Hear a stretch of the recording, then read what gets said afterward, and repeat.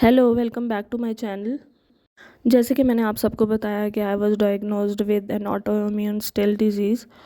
तो जैसे मुझे ये सब पता चला मेरा पहला रिएक्शन ये था कि मैं बहुत खुश थी। खुश इस सेंस में थी कि कम से कम मुझे पता तो चला 2 साल के बाद कि मुझे प्रॉब्लम क्या है या मुझे डिज़ीज़ क्या है।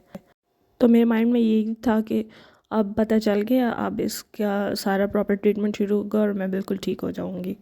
और फिर मुझे डॉक्टर ने स्टेरॉइड सजेस्ट किए, वो मैंने लेना शुरू किए। तो वो जैसे ही मैंने लेना शुरू किया, मैंने नोटिस किया कि मेरा वेट भी गेन हो रहा है। वो लेते ही मुझे गुस्सा आना शुरू हो गया, डिप्रेशन स्टार्ट हो गया। उसके अलावा मुझे नींद नहीं आती थी रात को, ना मुझे भूख लगती थी। उसके साथ मेरे और बहुत सारे प्रॉब्लम स्टार्ट हो गए। 1 वीक के बाद फिर मैं डॉक्टर के पास गई, तो मुझे डॉक्टर ने बताया कि ये ऐसे ही होगा, ये आपके साइड इफ़ेक्ट्स तो हैं और ये आप छोड़ भी नहीं सकते। जैसे कि शुगर वालों को सारी ज़िंदगी इंसुलिन लगती है तो आपने भी पूरी ज़िंदगी ये एक दवाई खानी है। मैं जैसे ये दवाई छोड़ती थी तो मुझे बुखार होना शुरू हो जाता था, और जैसे ही मुझे बुखार होता था और वो 104 105 इतना होता था, 3 3 4 4 दिन मुझे बुखार होता था, और उसके साथ मेरे और डैमेजेस स्टार्ट हो जाते थे। एक्सरसाइज करने की कोशिश करती थी, वो भी मुझसे नहीं हो पाती थी, उससे भी मैं थकना शुरू हो जाती थी। इन शॉर्ट मेरे पास वो स्टेरॉइड्स लेने के अलावा कोई और ऑप्शन नहीं था।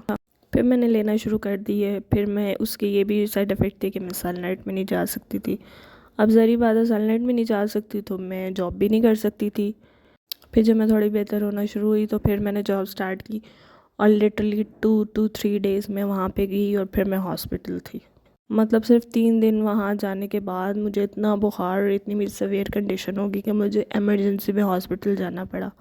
तब मुझे रियलाइज़ हुआ कि मैं अब कोई भी जॉब नहीं कर सकती। और ये चीज़ मेरे लिए बहुत शॉकिंग थी, क्योंकि मैं काफ़ी टाइम से, मतलब 8 9 ईयर से जॉब कर रही थी और मैं टोटली इंडिपेंडेंट थी। मैंने कभी अपने पेरेंट्स को या किसी और की तरफ नहीं देखा किसी भी ज़रूरत के लिए। तो मेरे लिए सबसे बड़ा चैलेंज यही था कि किसी पे डिपेंड ना होना पड़े मुझे।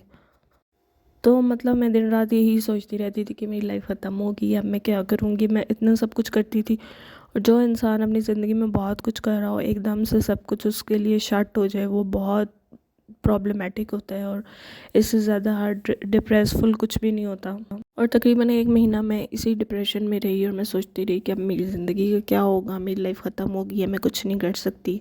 और मैं बहुत ज़्यादा रोती भी थी सब कुछ। फिर उसके बाद मैंने कुछ मोटिवेशनल वीडियो स्टार्ट करना शुरू की। फिर मैंने ये सोचा कि अगर मुझे ये प्रॉब्लम आई है या मुझे ये डिजीज़ आई है, तो मतलब ये ऐसे तो नहीं है कि कोई इसका मकसद होगा। तो फिर मैंने सोचा कि मैं अब मज़ीद नहीं रहूँगी और कुछ ना कुछ करने की कोशिश करूँगी। फिर मैंने ऑनलाइन पे बहुत सारे प्लेटफॉर्म सर्च करना शुरू किए, मोटिवेशनल वीडियो देखना स्टार्ट की, इस्लामिक वीडियोस देखना स्टार्ट की। उससे मुझे काफ़ी हेल्प हुई, और मेरा जो बिलीव था जो वो और ज़्यादा मेरा स्ट्रॉन्ग हो गया, मेरा फेथ और स्ट्रॉन्ग हो गया, जो कि शायद पहले इतना नहीं था। लेकिन उसके बाद मैंने मज़ीद पॉजिटिव हो गई। मैंने सिर्फ क्वालिटी लोग जो है अपनी ज़िंदगी में रखे थे। बहुत सारे एक्स्ट्रा जो दोस्तियाँ वगैरह थी वो सब मैंने ख़त्म कर दी, बहुत लिमिटेड मैंने अपना सोशल सर्कल कर दिया। फिर मैंने कहा इंस्टेड ऑफ क्राइंग मैं थोड़ी अवेयरनेस क्रिएट कर दूँ, क्योंकि मुझे भी इस चीज़ के बारे में नहीं पता था और लोगों को भी नहीं पता था होगा ऑब्वियसली। मैंने सोचा बहुत सारी ऐसी लड़कियां होंगी जो इस किस्म की किसी और डिजीज़ से लड़ी होंगी, तो उसके लिए मैं एक मोटिवेशन बनूं और अवेयरनेस क्रिएट करूं। उसके बाद मैंने अपना करियर किस तरह परसू किया और मैंने क्या क्या हार्डशिप्स देखी, वो हम डिस्कस करेंगे नेक्स्ट वीडियो में।